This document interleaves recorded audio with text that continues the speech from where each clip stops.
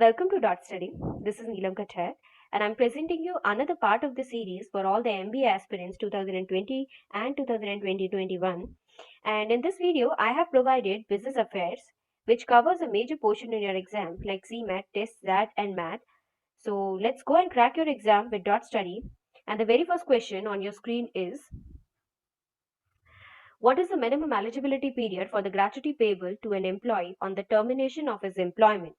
So the right answer is 1 year. Okay तो पहले क्या होता था, अगर किसी एम्प्लॉय ने कॉन्टिन्यूसली सर्विस करा है मोर देन 5 इयर्स के लिए तो ही वो ग्रेचुटी के लिए एलिजिबल हो पाता था. ठीक है, बट अब इस टाइम पीरियड को, इस ड्यूरेशन को कम कर दिया गया है और इस ड्यूरेशन को 1 ईयर कर दिया गया है. ठीक है, तो ये इंपॉर्टेंटली आपको ध्यान रखना है. तो इससे फायदा क्या होगा कि जितने भी contract labourers, seasonal workers, piece rate workers जो होते थे, जिनका फिक्स टर्म एम्प्लॉयज और जितने भी मंथली और डेली वेजेस वाले वर्कर होते थे, तो वो लोग भी अब ग्रेचुटी के लिए एलिजिबल हो पाएंगे. ठीक है, सो ये इंपॉर्टेंट अमेंडमेंट है in the major in the labour law. So आपको इंपॉर्टेंटली याद रखना है और ये टिस्नेट के एग्जाम पॉइंट ऑफ व्यू से बहुत इंपॉर्टेंट है. ठीक है, चलिए तो अगले क्वेश्चन पे चलते हैं. Okay, which organization is planning to set up a virtual museum of security market in Indian capital market? So the right answer is SEBI. So basically SEBI ने डिसाइड किया है कि वो एक वर्चुअल म्यूजियम बनाएंगे जिसमें basically collection of history of evolution होगा. ठीक है, कि कैसे इंडियन सिक्योरिटी मार्केट ने इवॉल्व किया, उसके क्या अचीवमेंट्स हैं, उसके माइलस्टोन, इसके बारे में पूरा सब कुछ आपको इस म्यूजियम में मिलेगा, इस वर्चुअल म्यूजियम में आपको मिलेगा. ठीक है, चलिए तो नेक्स्ट क्वेश्चन पे चलते हैं. Okay, so who is the head of 7-member committee formed by International Financial Service Center Authority for developing plans on international retail business? So the right answer is Pradeep Shah. तो ये 7-member committee के जो head है उनका नाम क्या है? Pradeep Shah. Basically ये प्लान्स डेवलप करेंगे इंटरनेशनल रिटेल बिजनेस के लिए. ठीक है, तो इम्पोर्टेंटली आपको ध्यान रखना है. और ये जो प्रदीप शाह है वो चेयरमैन है इंडेशिया फंड एडवाइजर लिमिटेड के. ठीक है, जो कि 7-member कमेटी के हेड है. चलिए नेक्स्ट क्वेश्चन चलते हैं, नेक्स्ट क्वेश्चन पे चलते हैं. And the next question on your screen is, SIDBI in association with which entity launched a comprehensive financial education or and one-stop knowledge platform MSME Saksham for MSMEs? So the right answer is TransUnion Civil Limited. Basically SIDBI ने trans union civil limited के साथ मिलकर ये एक platform बनाया है MSME सक्षम. किसके लिए बनाया है? एमएसएमईज के लिए बनाया है. ठीक है, ताकि उनको फाइनेंशियल एजुकेशन और नॉलेज दी जा सके इस प्लेटफॉर्म के हेल्प से. ठीक है, एमएसएमई का फुल फॉर्म आपको नहीं पता है तो अब जान लीजिए. इसका फुल फॉर्म है micro small medium enterprises. Okay, तो आपको ये ध्यान रखना है.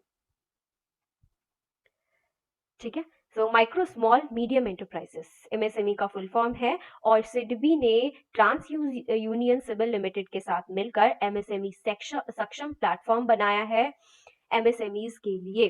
ठीक है, ताकि उन्हें एजुकेट कर सके, फाइनेंशियल एजुकेशन प्रोवाइड कर सके.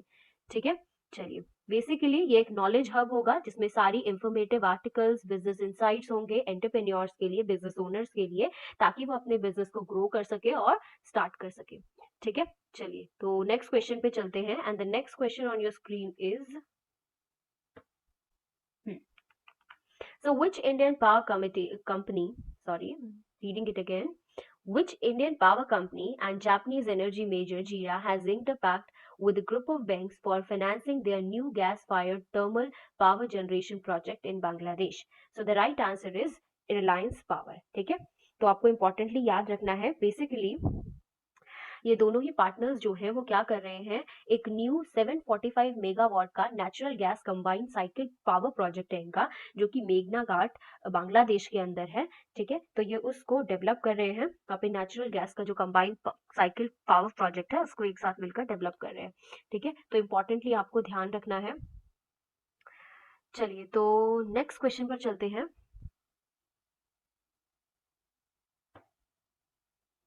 As per the revised security contract rule, listed entities will get how many years to meet criteria of minimum public shareholding of 25%? Okay, so the right answer is 3 years। ठीक है, तो पहले क्या था, ये जो मिनिमम पब्लिक शेयर होल्डिंग का जो क्राइटेरिया था उसके लिए टाइम लिमिट दिया गया था 2 years का, बट अब पेंडेमिक सिचुएशन की वजह से इस 2 year के टाइम लिमिट को 1 year से एक्सटेंड कर दिया गया है, जो कि अब हो गया है 3 years।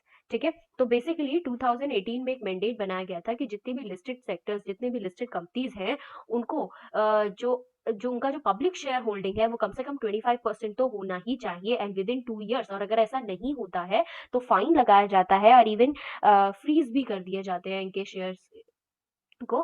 ठीक है, तो बेसिकली ऐसा इसलिए हुआ, 3 years इसलिए करना पड़ा क्योंकि बहुत सारी इवन जो पीएसयूज थी वो भी ये जो 25% का क्राइटेरिया था उसको मीट नहीं कर पाई थी, इसीलिए जो थोड़ा सा टाइम है वो और दिया गया है, 1 year का टाइम इनको और दिया गया है। ठीक है, चलिए तो दूसरे क्वेश्चन पे चलते हैं।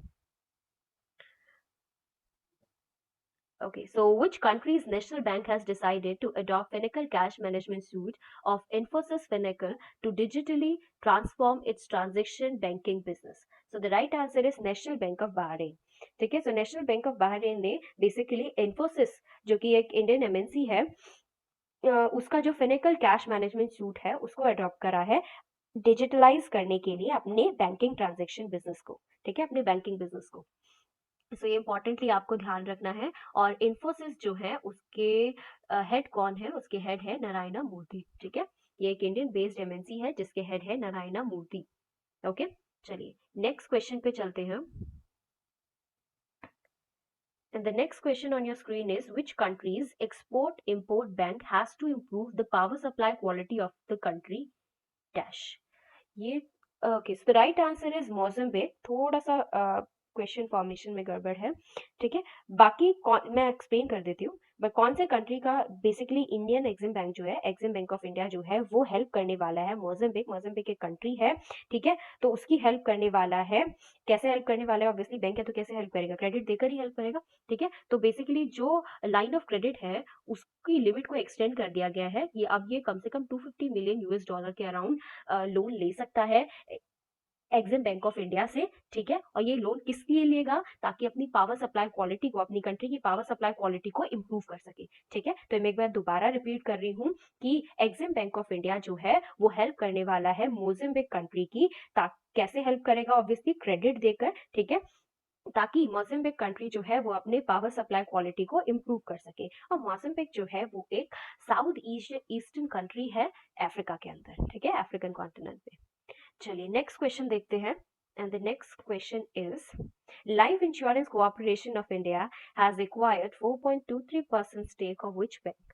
सो the right answer is Yes Bank. LIC ने एक्वायर कर लिया है 4.23%। किस बैंक का? यस बैंक का।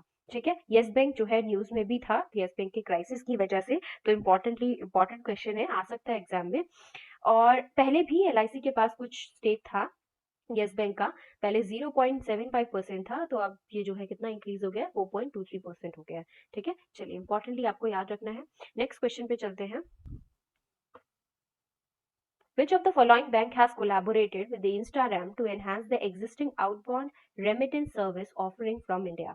So the right answer is SBM Bank of India। Okay, तो इंस्टाग्राम के साथ किसने कोलैबोरेट किया है? इंस्टाग्राम के साथ कोलैबोरेट किया है एसबीएम बैंक ऑफ इंडिया ने। ठीक है, ताकि वो इम्प्रूव कर सके, एनहांस कर सके एग्जिस्टिंग आउटबाउंड रेमिटेंस सर्विसेज को। ठीक है, सो बेसिकली इंस्टाग्राम क्या है, इंस्टाग्राम का बेसिकली काम ही यही है कि वो फर्स्ट फ्री रेमिटेंस को प्रोवाइड कराती है, ताकि जो रेमिटेंसेज हैं वो फर्स्ट फ्री हो, कन्वीनियंट हो, ट्रांसपेरेंट प्रोसेस हो उसका। ठीक है, तो इसने अब पार्टनरशिप कर लिया है एसबीएम बैंक ऑफ इंडिया के साथ। ठीक है, ताकि ये एनहांस कर सके, इम्प्रूव कर सके अपने एग्जिस्टिंग आउटबाउंड रेमिटेंस सर्विस को। ठीक है, चलिए नेक्स्ट क्वेश्चन पे चलते हैं।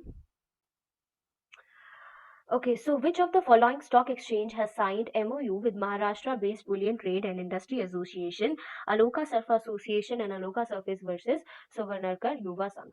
So the right answer is BSE, Bombay Stock Exchange। Bombay Stock Exchange ने महाराष्ट्र बेस्ड बुलियन ट्रेड जो है उसके साथ MOU साइन किया है। ठीक है, अब बेसिकली क्यों MOU साइन किया गया है, बेसिकली बीएसई जो है वो सेमिनार्स कंडक्ट करेगी, अवेयरनेस और अवेयरनेस प्रोग्राम्स सेमिनार्स कंडक्ट करेगी। ठीक है, on the price risk management for Boolean traders and jewellers. ठीक है, उनको बेसिकली एक तरीके से एजुकेट करेगी। ठीक है, चलिए नेक्स्ट क्वेश्चन पे चलते हैं। Okay, so Prime Minister Narendra Modi has launched the platform Honoring the Honest for which purpose? So the right answer is transparent taxation. Like जो ऑनेस्ट होगा उसको सम्मान मिलेगा, तो बेसिकली जो ऑनेस्टली टैक्स देगा उसको ऑनर किया जाएगा, ठीक है। तो ये ट्रांसपेरेंट टैक्सेशन के लिए बनाया गया है। इसके अलावा सीबीटी ने, central board of direct tax ने इस बार बहुत ज्यादा मेजर रिफॉर्म्स करे हैं, कुछ ज्यादा सेवरल गॉड तो बहुत सारे सेवरल मेजर टैक्स रिफॉर्म्स करे हैं, ठीक है। वो कौन कौन से हैं मैं आपको बता देती हूँ। सो लास्ट ईयर जो कॉर्पोरेट टैक्स रेट था उसको रिड्यूस कर दिया गया था 30% से 22% तक, ठीक है। तो 30% से उसको रिड्यूस कर दिया गया था 22% तक, ठीक है। कॉर्पोरेट टैक्स की बात कर रही हूँ मैं, किसकी बात कर रही हूँ, कॉर्पोरेट टैक्स की, कॉर्पोरेट टैक्स, ठीक है। उसके अलावा जो न्यू मैन्युफैक्चरिंग यूनिट्स हैं उनके लिए ये टैक्स जो है वो कितना है, 15%, ठीक है। तो याद रहेगा सीबीटी का ये वाला रिफॉर्म कि पहले जो कॉर्पोरेट टैक्स था वो 30% के स्लैब से रिड्यूस करके 22% कर दिया गया है, और जो न्यू मैन्युफैक्चरिंग यूनिट्स है, जो न्यू मैन्युफैक्चरिंग यूनिट्स है उनके लिए ये कितना कर दिया गया है, 15%, ठीक है।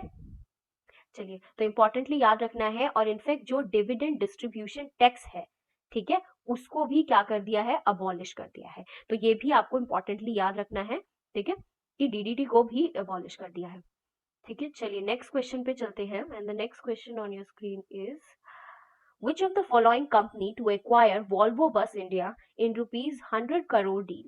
So the right answer is Volvo HR. Volvo HR जो है वो बेसिकली Volvo Bus India को एक्वायर कर रहा है। कितने की डील है इनकी, 100 करोड़ की डील है, ठीक है। तो बेसिकली HR मोटर्स जो है वो एक इंडियन ऑटोमेकर कंपनी है बेस्ड इन गुरुग्राम, ठीक है। चलिए नेक्स्ट क्वेश्चन पे चलते हैं,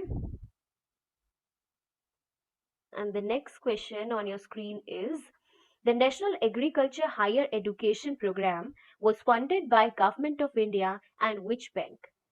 So the right answer is World Bank. Okay, so basically ये जो national agriculture higher education programme है, प्रोजेक्ट है, उसको कौन फंड कर रहा है, उसको जीओआई, गवर्नमेंट ऑफ इंडिया और वर्ल्ड बैंक दोनों मिलकर फंड कर रहे हैं, ठीक है। It is funded by GOI and World Bank of India. Basically ये क्यों डिजाइन किया गया है ये प्रोजेक्ट, इससे स्ट्रेंथनिंग किया जाएगा national education national agriculture education system को, ठीक है। तो ओवरऑल इसका ऑब्जेक्टिव है ताकि हाई क्वालिटी एजुकेशन प्रोवाइड की जा सके एग्रीकल्चर यूनिवर्सिटीज में स्टूडेंट्स को, and that are in tune with new education policy 2020। So ये इंपॉर्टेंटली याद रखना है, ठीक है। ये न्यू एजुकेशन पॉलिसी 2020 के हिसाब से है। तो जितने भी न्यू एजुकेशन पॉलिसी की वजह से रिफॉर्म्स आए हैं मैं उनको सबको कवर करूंगी, और ये भी इंपॉर्टेंटली आपको इनमें से एक है, तो आपको ये ध्यान रखना है, ठीक है। चलिए नेक्स्ट क्वेश्चन पे चलते हैं। Who has been appointed as a new CEO of Paytm Money? So the right answer is Varun Shridhar. Varun Shridhar जो है वो नए सीईओ है पेटीएम मनी के, ठीक है। चलिए नेक्स्ट क्वेश्चन पे चलते हैं। सीईओ है ये ध्यान रखिएगा, प्रेसिडेंट नहीं है। प्रेसिडेंट इज अमित नैयर, ठीक है, he is the CEO, but CEO is important question. So Varun Sridhar is the CEO of Paytm Money, okay. चलिए नेक्स्ट क्वेश्चन पे चलते हैं। Who has been appointed as LG of Jammu and Kashmir? So lieutenant governor जो है वो कौन बने हैं जेएनके के? मनोज सिन्हा। ये क्वेश्चन बिजनेस अफेयर का तो नहीं है, बट शायद इसका कोई कनेक्शन नेक्स्ट क्वेश्चन से होगा, ठीक है। तो मैं दोनों को कोरिलेट करके बता दूंगी। सो बेसिकली एलजी जो है, न्यू एलजी कौन अपॉइंट हुए हैं जेएनके के? वो मनोज सिन्हा अपॉइंट हुए हैं, ठीक है। चलिए तो ये सेकंड एलजी होंगे, ठीक है, सेकंड नंबर पे जो एलजी होंगे वो ये है मनोज सिन्हा। चलिए नेक्स्ट क्वेश्चन देखते हैं, and the next question on your screen is who has been appointed as a new controller auditor general of India? So CAG कौन बने हैं नए? गिरीश चंद्र मुर्मू, ओके। सो अब कनेक्शन समझ में आया, मैं आपको भी समझाती हूँ। बेसिकली अर्लियर जो लेफ्टिनेंट जनरल थे एलजी थे जम्मू एंड कश्मीर के, वो गिरीश चंद्र मुर्मू ही थे, ठीक है। तो गिरीश चंद्र मुर्मू ने वहां से रिजाइन किया और वो जो है नई सीएजी बन गए हैं इंडिया के, ठीक है। और उनकी जगह किसने ले ली है? मनोज सिन्हा ने, ठीक है। तो ये दो क्वेश्चन इसलिए यहाँ पर लगाए गए हैं ताकि आपको कोरिलेट करके याद करने में इजी रहे, ठीक है। तो गिरीश चंद्र मुर्मू जो है वो पहले एलजी थे जम्मू एंड कश्मीर के, पहले लेफ्टिनेंट गवर्नर थे जम्मू एंड कश्मीर के, जिनको रिप्लेस किया है मनोज सिन्हा ने। और अब गिरीश चंद्र मुर्मू जो है वो क्या बन गए हैं? न्यू सीएजी बन गए हैं इंडिया के, ठीक है। चलिए नेक्स्ट क्वेश्चन चलते हैं। Next question on your screen is the Appointment Committee of Cabinet, Government of India, has approved another extension of Ajay Tyagi's term as chairman of which of the following organization? So the right answer is SEBI. Ajay Tyagi जो है वो पहले भी सेबी के ही chairman थे, but उनका जो है चेयरमैनशिप को एक्सटेंड कर दिया गया है। पहले ये 3 इयर्स के लिए कर रहे थे, बट इसको वापस से जो है वो 5 इयर्स तक के लिए कर दिया गया है। तो बेसिकली आपको ध्यान रखना है कि 2020-22 तक अजय त्यागी ही चेयरमैन रहेंगे सेबी के। ठीक है, security exchange board of India के नए जो पुराने ही हैं, जो एग्जिस्टिंग ही हैं, अजय त्यागी वो ही नए चेयरमैन रहेंगे। ठीक है, चलिए नेक्स्ट क्वेश्चन पे चलते हैं।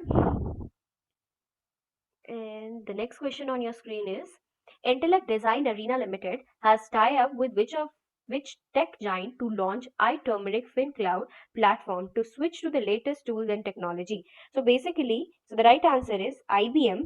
Okay, so basically क्या है, जो Intellect डिजाइन अरीना लिमिटेड है उसने किसके साथ टाई अप किया है? आईबीएम के साथ टाई अप किया है। ठीक है, और उनका जो प्लेटफॉर्म है उन्होंने कौन सा लॉन्च किया है? प्लेटफॉर्म आई टर्मरिक फिन क्लाउड। ठीक है, ताकि वो स्विच कर सके लेटेस्ट टूल्स एंड टेक्नोलॉजी के ऊपर। सो इंपॉर्टेंट क्वेश्चन है, इन दोनों ने टाई अप करके एक प्लेटफॉर्म बनाया है जिसका नाम है आई टर्मरिक फिन क्लाउड। ठीक है, और बेसिकली आईबीएम का फुल फॉर्म क्या है? आईबीएम का फुल फॉर्म है इंटरनेशनल बिजनेस मशीन कोऑपरेशन। ठीक है, और ये एक अमेरिकन मल्टीनेशनल टेक्नोलॉजी कंपनी है जिसका हेडक्वार्टर कहाँ है? न्यूयॉर्क के अंदर। ठीक है, चलिए नेक्स्ट क्वेश्चन पे चलते हैं। The next question on your screen is Name the India's leading public sector NBFCs which has entered into the agreement with Narmada Basin Project Company Limited to fund project worth 22,000 crore in Madhya Pradesh. So the right answer is Power Finance Corporation. Power Finance Corporation जो है वो किसके साथ agreement में आया है? Narmada basin project company limited के साथ अग्रीमेंट में आया है कि वो दोनों क्या बोलते हैं, इस प्रोजेक्ट को बेसिकली फंड करेंगे 22 करोड़ का जो है। ठीक है, ये एनबीएफसी जो है उसको फंड करेगा, उसको फाइनेंस करेगा। ठीक है, ये एनबीएफसी इतना इंपॉर्टेंट क्यों है? क्योंकि ये पीएफसी जो है वो एक सेंट्रल पीएसयू है।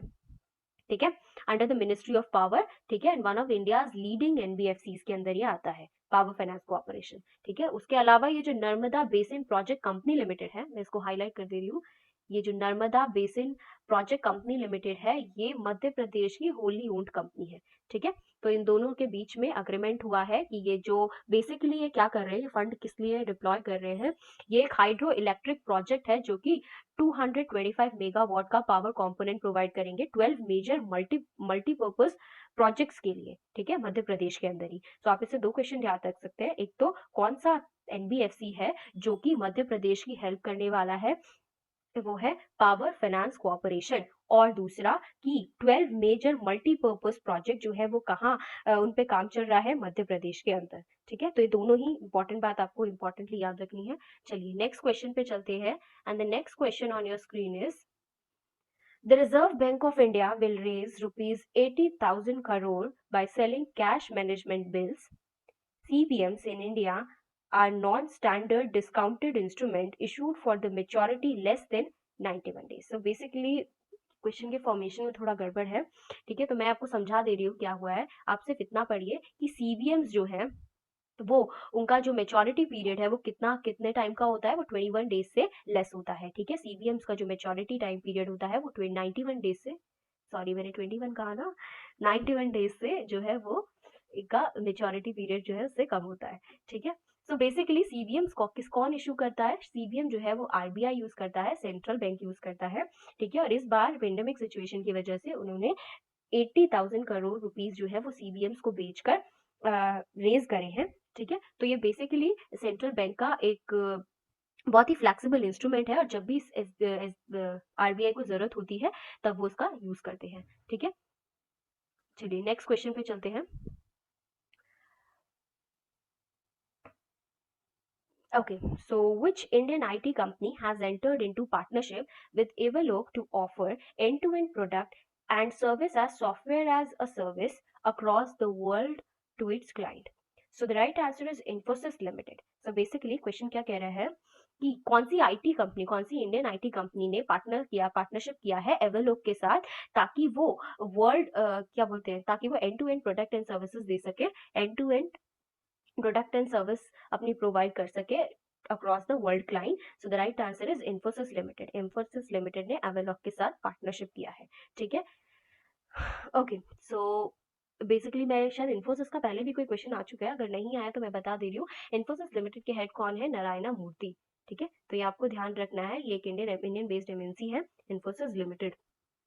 ओके, सो नेक्स्ट क्वेश्चन पे चलते हैं, and the next question is for small and medium enterprise companies, BSE and National Stock Exchange announced to reduce the annual listing fees by 25%. So basically small medium enterprise SMEs के लिए BSE और NSE ने कितना and listing fees को कम कर दिया गया है? 25% तक लिस्टिंग फीस को रिड्यूस कर दिया है, ठीक है। तो इम्पोर्टेंटली याद रखना है, ये भी अगेन पेंडेमिक सिचुएशन की वजह से ही जो लिस्टिंग फीस है उसको कम कर दिया गया है, ठीक है। सो इम्पोर्टेंट है, आपको ध्यान रखना है कि कितना कम कर दिया गया है? 25% से कम कर दिया गया है, ठीक है, लिस्टिंग फीस को, ताकि ज्यादा से ज्यादा कंपनीज जो है वो लिस्ट अपनी अपनी लिस्टिंग करवाएं, ठीक है, उनको एनकरेज करने के लिए। ओके, तो नेक्स्ट क्वेश्चन पे चलते हैं, and the next question on your screen is the Indian government has decided to withdraw which of the following bond? Okay, so the right answer is saving bond scheme. तो saving bond scheme जो है वो एक scheme थी जिसको Indian government ने वापस कर लिया है, विड्रॉ कर लिया है, मतलब अब ये स्कीम जो है वो एग्जिस्ट नहीं करेगी, ठीक है।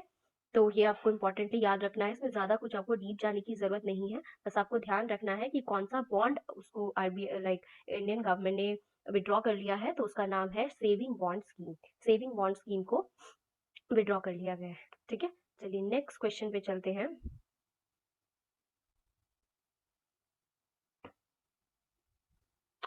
Okay, so the RBI has imposed 5 crore fine on which of the following public sector bank for violating certain provision on asset classification, divergence, opening of current accounts and classification and reporting of frauds.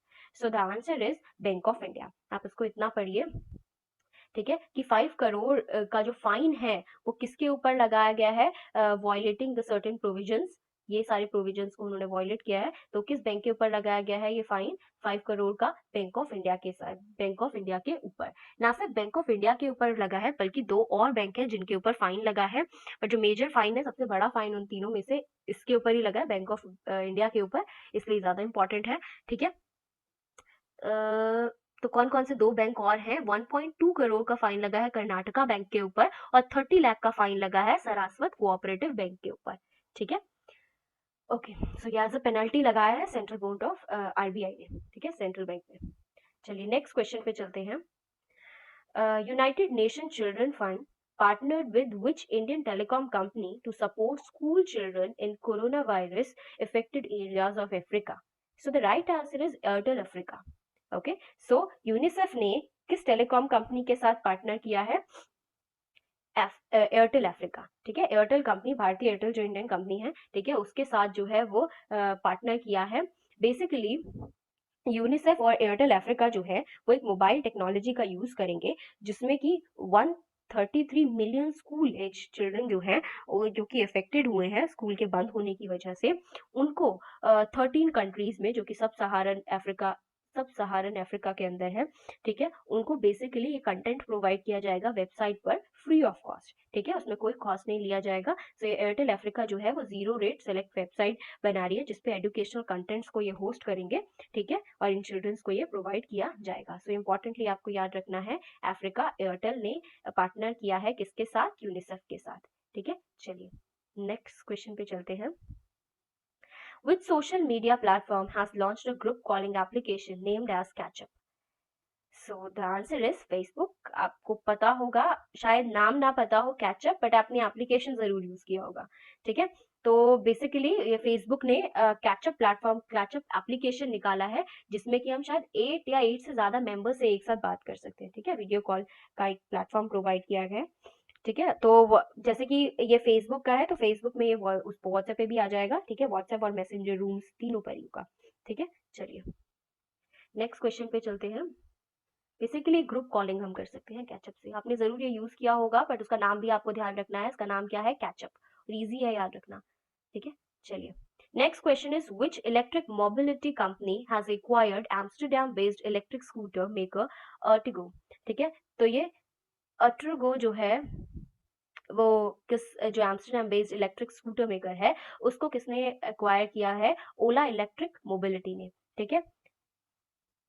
सो ये जो अट्रगो है basically ये build किया गया है, smart electric two wheeler है ये। ठीक है, फॉर इंटरनेशनल और इंडियन मार्केट के लिए ओला इलेक्ट्रिक मोबिलिटी ने इसको खरीदा है। ठीक है, ताकि वो ये जो इलेक्ट्रिक टू व्हीलर है उसको 2020-21 तक इंडिया में भी लॉन्च कर सके। ठीक है, सो इम्पोर्टेंट है, आपको ध्यान रखना है। नेक्स्ट क्वेश्चन पे चलते हैं। And the next question on your screen is which Indian software company has launched Ignio as AI digital workspace solution? So the right answer is Tata Consultancy Service. TCS ने Ignio जो है वो एक platform बनाया है, एक platform launch किया है, ठीक है, अपने वर्क स्पेस सोल्यूशन के लिए। ठीक है, सो इम्पोर्टेंटली याद रखना है आपको। ठीक है, चलिए नेक्स्ट क्वेश्चन पे चलते हैं। Okay, so I think that's it for this video. Okay, so thank you so much